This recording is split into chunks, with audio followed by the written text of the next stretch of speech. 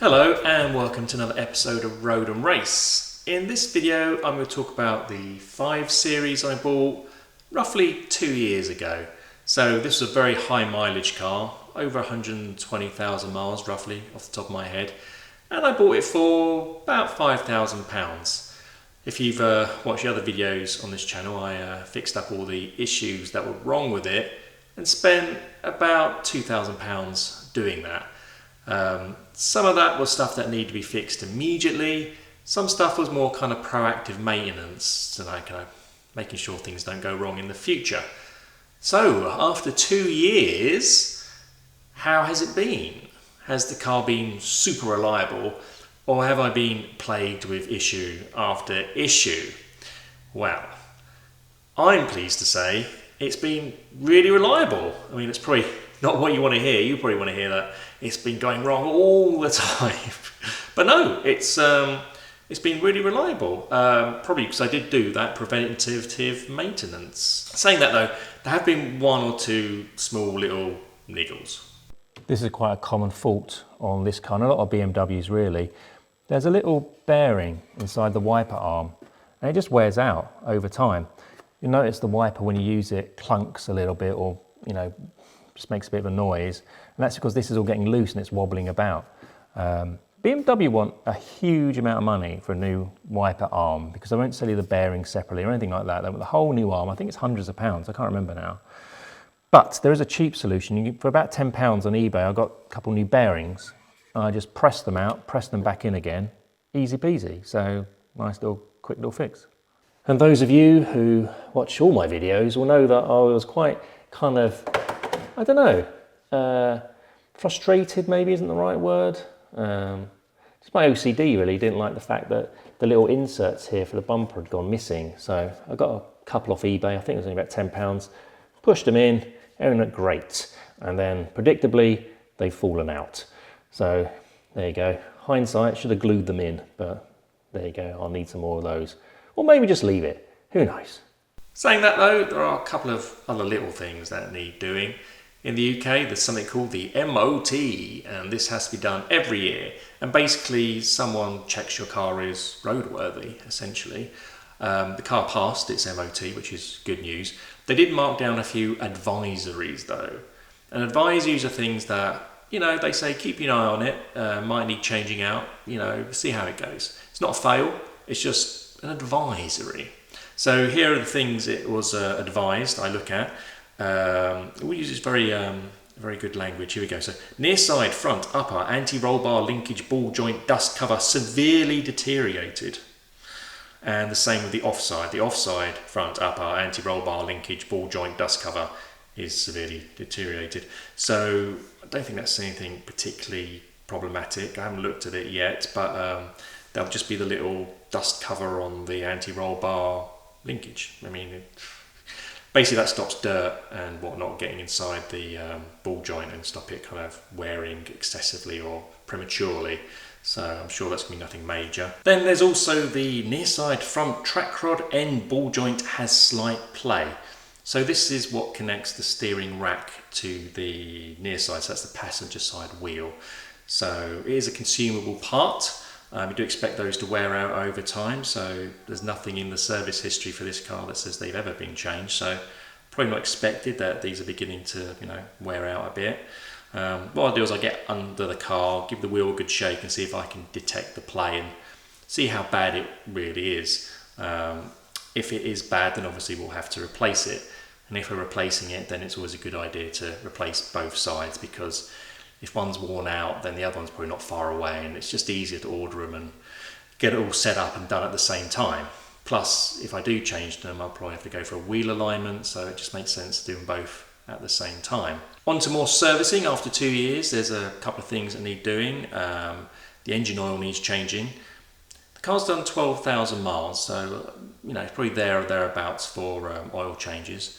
Apparently, they're on an extended oil change cycle. They can go up to 20,000 miles, but there's a sensor inside this car that kind of detects the quality of the oil. When the magnetic resistance or something to do with the oil changes, this sensor can detect it. I don't know the full ins or outs. Basically, it tells you the oil isn't good enough really, so should change it.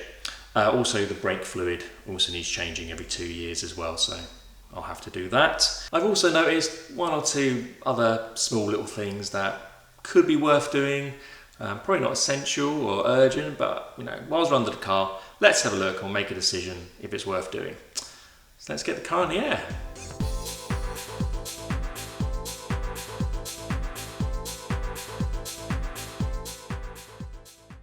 Here we are, under the car, and this is the linkage to the anti-roll bar that they're talking about. So they're talking about this dust cover here, or that one up there, and I can already tell, yeah, this one's split.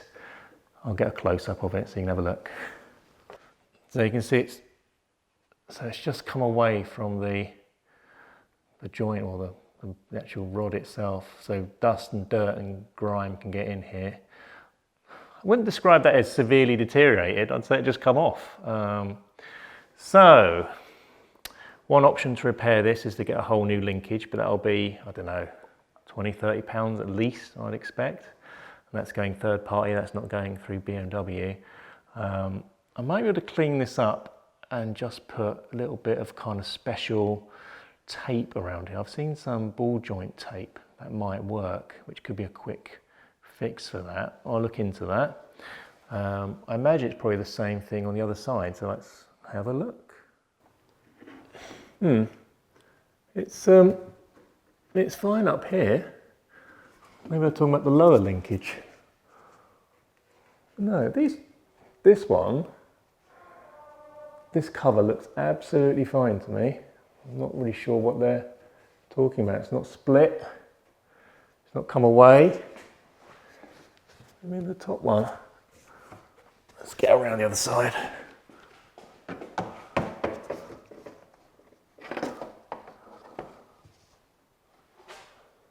No, it's absolutely fine. So I'm not sure what they're talking about there. Oh well. This is the side which they say the ball joint has got an issue. So let's give the car a bit of a... All right, can you hear that? There's a bit of a... If I try and do this, it moves and it shouldn't. I'll check the other side. No, the other side doesn't move, so there's definitely something loose within the track rod end or the track rod itself. So this is the track rod end with the ball joint, which they say is deteriorated or worn. Here's the track rod end which goes to the steering rack. Now, for the car to move in this direction, it's probably the track rod end here which is beginning to wear, because the ball joint is obviously a ball joint and it's designed to pivot, and the boot still looks in good condition as well. So I think what might be easier is just to buy a whole new track rod and track rod end for both sides and just change them. Whilst we're here, this is one of the other issues that I mentioned. This is the anti-roll bar, which obviously helps the car stay more flat when cornering, and the powder coating is just peeling off. So no, it's not surprising. It's one of the only things that are exposed to the elements, and as you can see, it's beginning to not be its best. I mean, it's fine. It's only surface rust. It's still functional. That's probably why it didn't come up in the MOT as anything as an advisory. But if I'm going to have to take the under tray off to get to this ball joint, and if I'm going to have to take the under tray off to do the oil change, then I might as well just see if I can clean this up, repaint it. Yeah.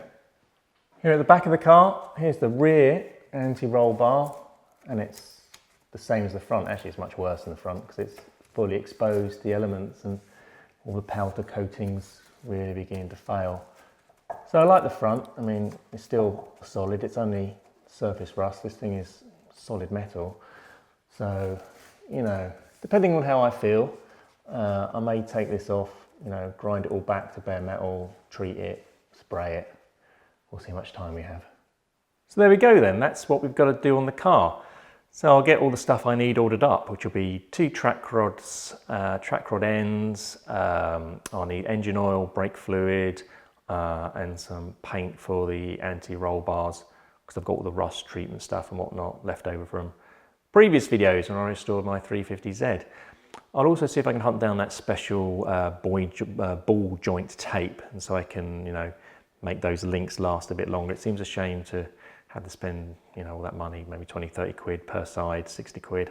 It's quite a lot of money. So if I can find a solution that is going to work long term and not just be a quick fix, then we'll see. Otherwise, obviously, it's new links, isn't it? It needs to be purchased. Anyway, I'll get all that stuff ordered up, and in the next video, you'll see me fixing the car. As always, if you can give the video a like, it'd be much appreciated, because it really helps the algorithm and helps the channel grow and whatnot and all that kind of stuff. And as always, thanks for watching.